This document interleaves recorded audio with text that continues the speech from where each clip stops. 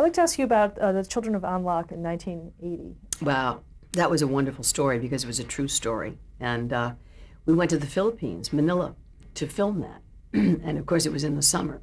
I don't think I've ever been as hot as I was because it was all outside filming. We were filming at an orphanage. It was a true story about this woman, whom I got to know, by the way, who went to Manila to the orphanage to adopt some orphans there, and the process and what had happened. And she finally, ended up, I think, adopting 6 or 8 children, from this particular place. And so she wrote the story, and that's what it was about, trying to get them away from the war there that was happening, the process. And as I said, I was in Manila for, 6, 8 weeks, I guess. Invited to the palace.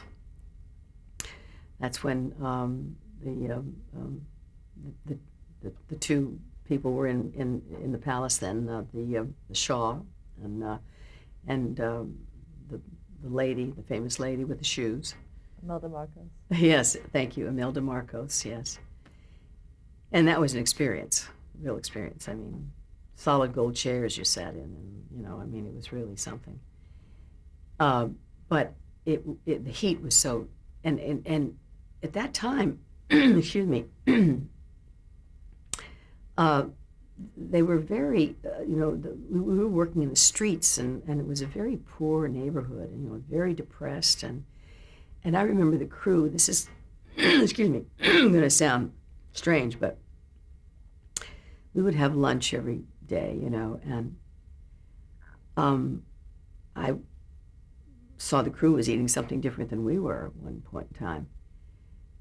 And I realized it was dogs that they were eating. So this is the way it was then.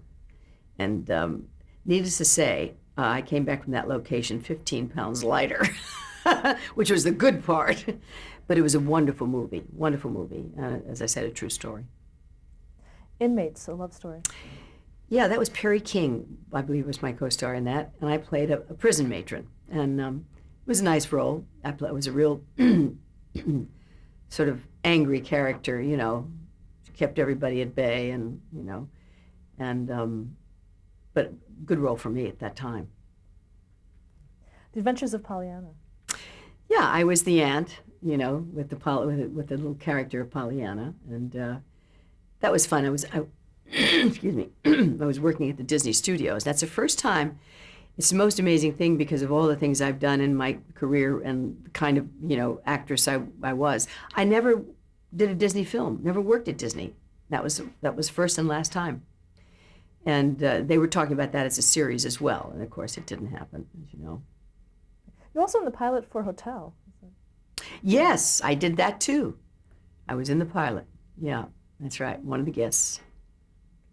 And you were on the Love Boat? Yes, that was sensational from a personal standpoint because we went to Greece, and it was a 6-week tour of the Greek islands and Athens, and I mean, it was sensational. We had a wonderful cast. Alexis Smith was in the cast.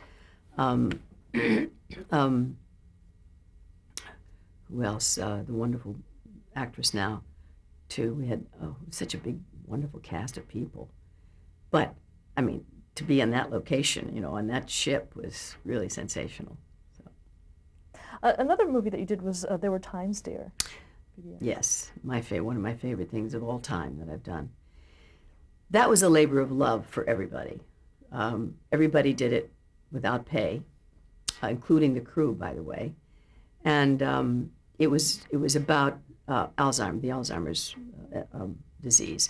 And I played the caregiver, and once again, Len Cariou was my co-star, and he played the person afflicted with Alzheimer's, my husband. And it was really just telling the story of what happens.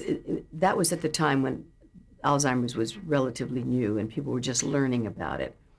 And they were trying to raise money for the foundation. And I remember this wonderful lady director that I loved a lot, Nancy Malone.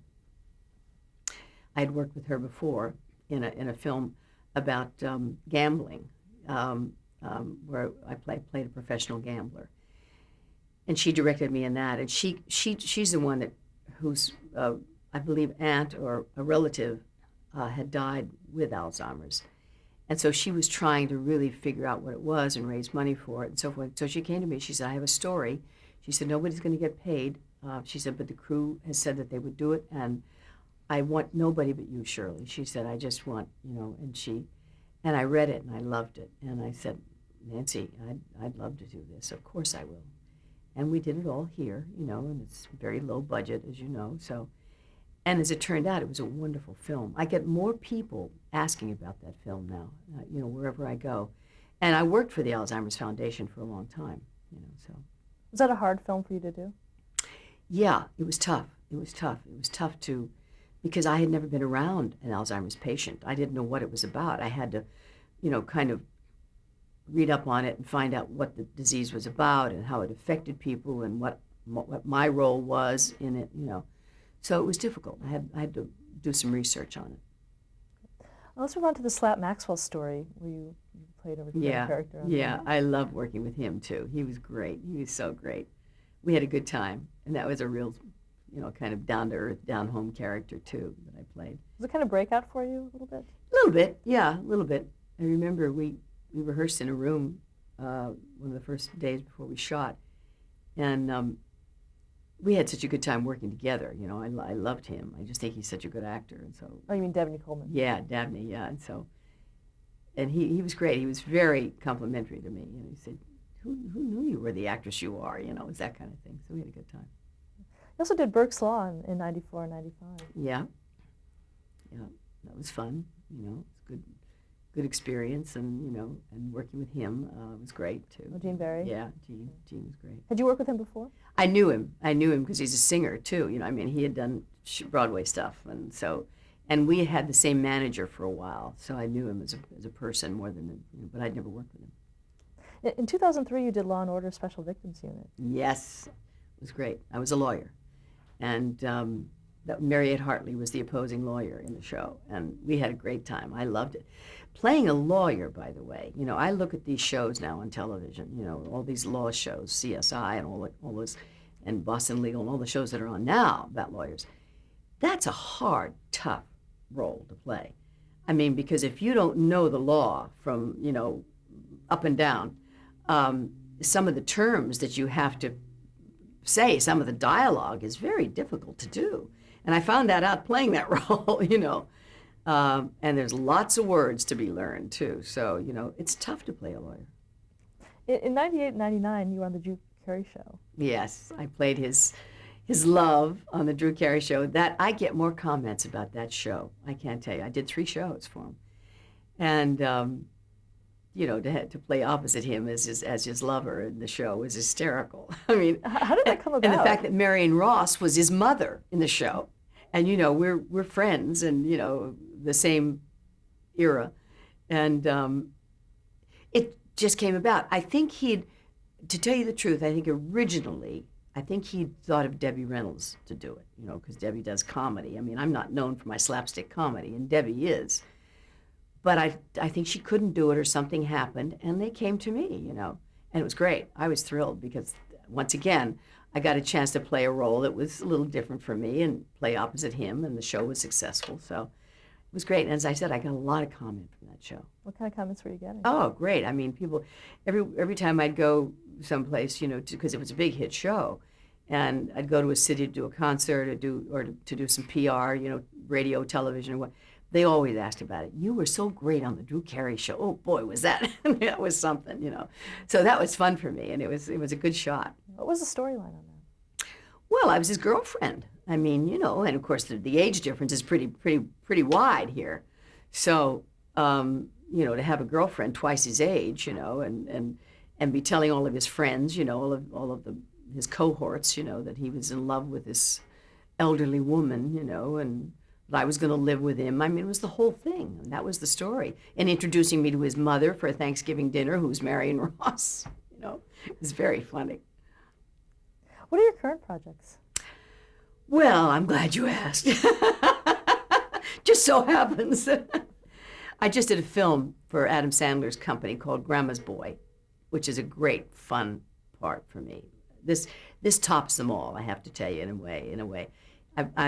It's about three old ladies, Doris Roberts, Shirley Knight, and myself, who live together. We're very eccentric in our own specific ways. And the grandson works in a video parlor and invents video games. And he works with all these characters who play video games. That's all they do. You know, they go out, the girls at night, and drink beer and play video games. And he comes to live with his grandmother, who's Doris Roberts, and I'm her roommate, as is Shirley Knight. Now he brings all of his cohorts from the video parlor to come and party, right? And discovers that we are the partiers. The three old ladies are the partiers. We find some marijuana in a bowl. We think it's tea, of course. Don't know what it is, and he finds us that way. Now my character likes 20-year-old boys, and so that's what my character's about. Little 20-year-olds. Shirley Knight's character, she's addicted to medication, and she has a fishing tackle box that she keeps all of her pills in, and she takes them out and makes designs with each pill, you know. And of course, Doris is the grandma, who just thinks that everybody's crazy, but you know, she loves her grandson, but she goes along with the way we are. We're the crazy ones. So it's a funny movie. It's been in preview now, and I have more people coming up to me and saying, "Ooh, we can't wait to see that movie. You're hot." So nice feeling for me, from a 20-year-old boy, you know. So that's fun. And then I did a wonderful film for Hallmark that I'm really excited about too, called Hidden Places. And again, it's a very different character for me. She's this old farm lady who wears men's clothes and spouts the Bible on one end and tells everybody else what to do with themselves on the other side, okay? And it's during the 30s, and the family's losing their farm. And she's sort of been kept in the closet and kept away from the family. She's an aunt, an old aunt. Her name is Aunt Betty, but they call her Aunt Batty, so you know the character. And the husband dies in the very beginning of the show, who is her nephew. And her niece by marriage has two children, and they're going to lose the farm. They have an orange grove. And we filmed the whole thing up in Piru here. And she comes in and says, "Listen, I can help save this farm. We'll figure it out." And they have a young man, sort of a wanderer, come by, and she hires him on to work the farm. And of course, the story evolves that the two of them get together. They fall in love, the wanderer and the niece. And she's the one that, in the end, helps him save the farm. You know, I've never picked so many oranges in my life. Up a ladder with a bag, literally picking oranges. I mean, it was something. Long gray wig, no makeup, you know, and men's clothes. So it was fun. What does the title Hidden Places refer to? It was a book. It's taken from a novel. Matter of fact, the lady that wrote it was on the set with us, you know. And it was, the Hidden Places was the fact that this wanderer, this man who comes to work the farm, this young, good-looking guy, has a background that he doesn't talk about, won't talk about. And, you know, at first they're afraid of him, thinking that maybe he's a wanted man or whatever. And it turns out he has his own hidden places that where he comes from, and his brother was killed in the war, and he went to war with the brother and didn't help him, and the parents. So it's involved with that. The girl has her hidden places where she, you know, is coming from. Everybody has their own little hidden places. I think that's what it basically is about. How was the? Okay, we're back on. When you were doing the role, do you do a lot of research normally for a role?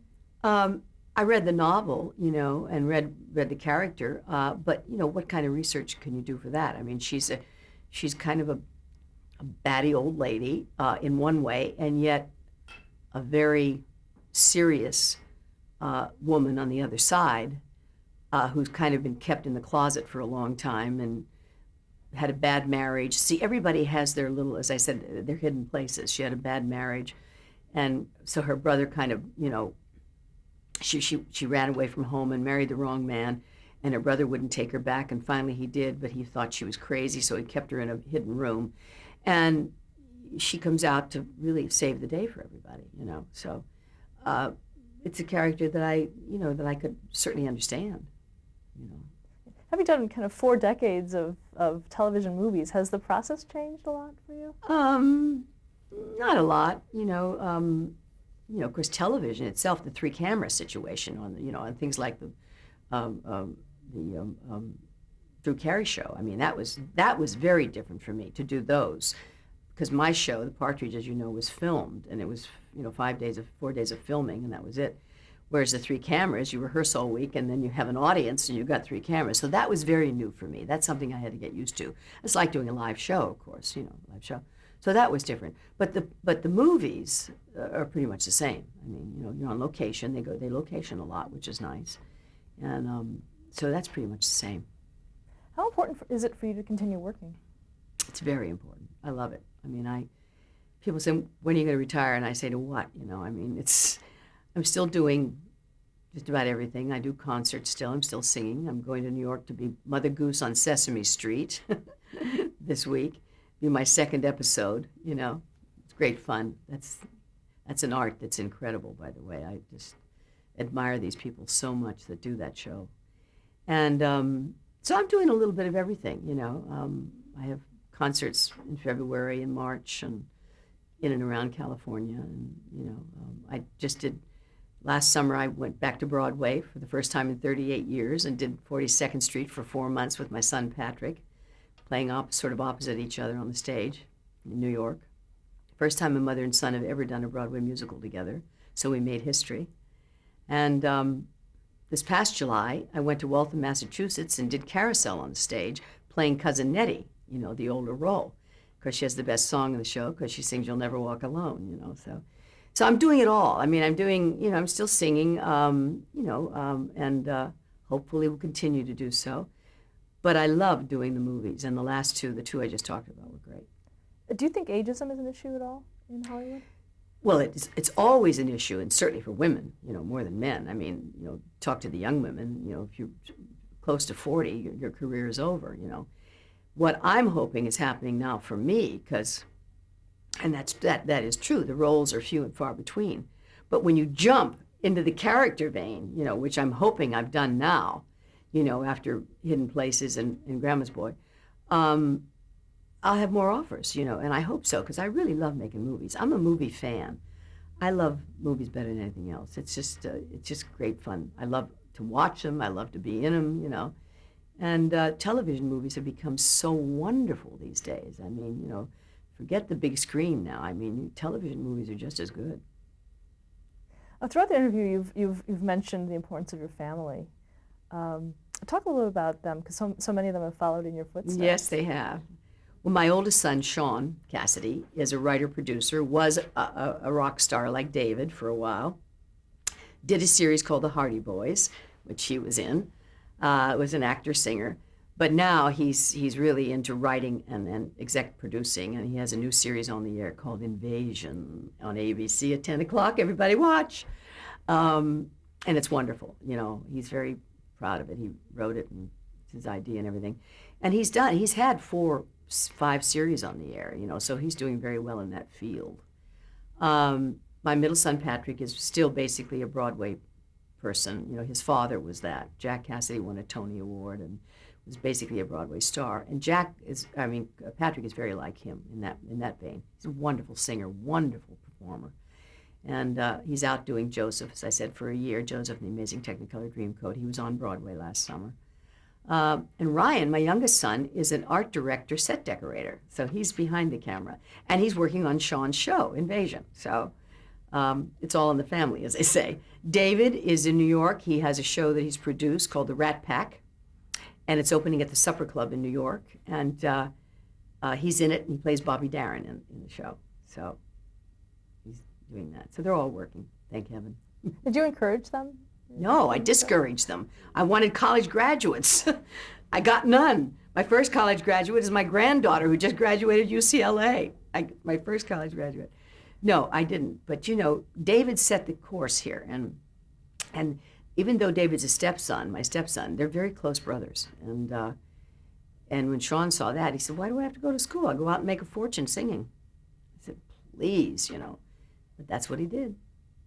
Patrick had all kinds of football scholarships. He was a great athlete, still is.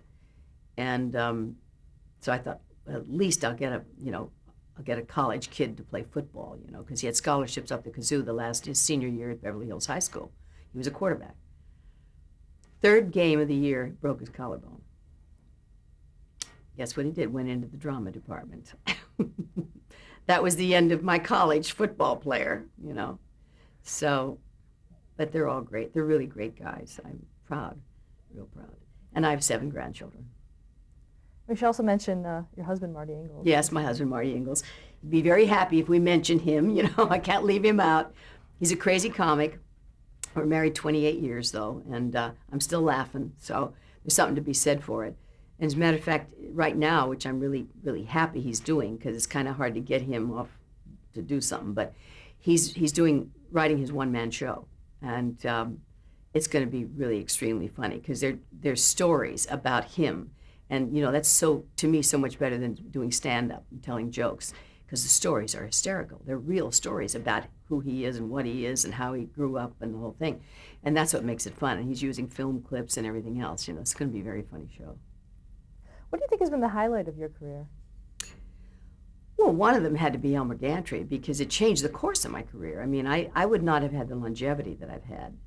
As I said, my career was really over as far as movies were. And so I would not have had the longevity that I've had it not been for Gantry. So that had to be one of them. And, each one was a different course, Oklahoma, of course. I mean, it was my first movie, and that's what started it all. So, but each one was a different sort of feeling and a different way to go, and I've enjoyed it all. Any career regrets? Not really. No, not really at all. Matter of fact, I think I've been a very lucky lady. I really do. I'm very grateful, because I've done some really good work. I've lost some things would like to have done, but very few. I've really been very fortunate, I've been very happy with the way everything's Have you found yourself competing with the same actresses time over time? Oh, sure. Yeah. Oh, yeah. Absolutely. Julie Andrews got The Sound of Music. And I remember I went to Italy to test for Man of La Mancha. Playing the female lead. And I wore the long black wig and did the whole test. And everything, sang very well. And then they chose Sophia Loren, who didn't sing. But she was wonderful in the part. So that's happened, of course, What advice would you give to an aspiring performer? Learn your craft, every part of it. Today is much harder than it was when I started out. When I started out, you were a dancer or a singer or an actor. You didn't have to do all 3. Today, you have to be adept at everything. You have to be able to dance, sing, act, and learn your craft and work at it as much as you can. Do little theater. The Pittsburgh Playhouse for me was a godsend, because it was a proving ground. All the little theater work. Anytime that you can work on the stage, take advantage of it. But study. What do you think is the secret to your success? Being at the right place at the right time and having a gift. Being able to sing, It's a lot of that. There were lots of people that were more talented than me, prettier than me, all of that. But I just happened to be right for that little role in Oklahoma, and I was able to sing. How would you like to be remembered? As a good person, good mother, good wife, hopefully. Don't know about Marty, though. Yeah, all of those things. I'd like to be remembered as a worthwhile person in my profession, too, but as Marty would say to you, and why he makes the jokes about me saying this is the happiest moment of my career has always been secondary to my personal life, much as I love doing it. And strangely enough, now I enjoy doing it more than I did when I was raising my kids, because the responsibility of my kids was so much a part of my life that I got to the point where I was torn and wasn't sure that I was enjoying my career like I should have. And now I do, because I don't have that responsibility. Thank you so much for sharing your story with us. Thank you.